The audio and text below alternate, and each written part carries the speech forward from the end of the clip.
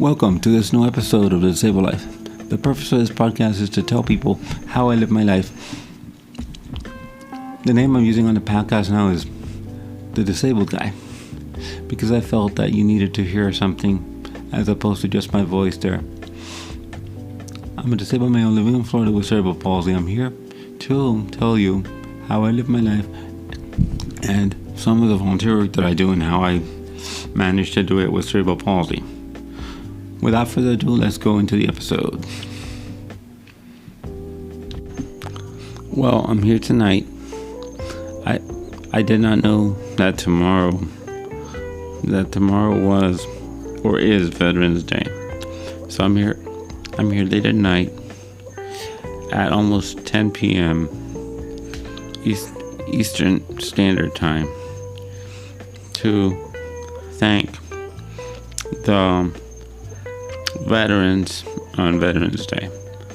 This day has a special meaning to me because I have 4 people in my family that have served in the military.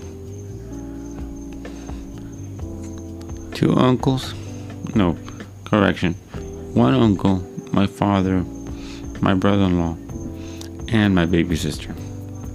I thank you for fighting for our country, because without you guys and all other men and women that serve in all branches of the armed forces, including Army, Navy, Air Force, now Space Force, and including Coast Guard, Army Reserves, Marines, all those. You are all special to me, because as disabled people, we depend on the government for things, and I don't think we would have those things that we need to live our lives, because I don't think we would have that, because we as disabled people, we appreciate you more than any other person, but I think everybody else appreciates you, and thank you.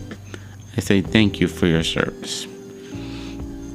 This is not my normal episode, but this episode is an episode that I've been starting. This is the second one I do in a year.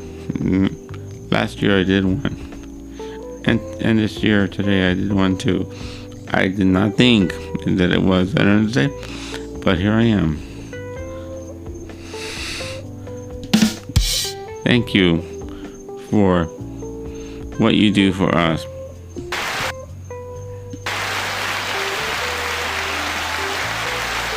That round of applause is there for you. And let me tell you, I appreciate you a lot more now. September 11th, you really helped us. I'm not going to be political here, but I don't think Afghanistan was done correctly.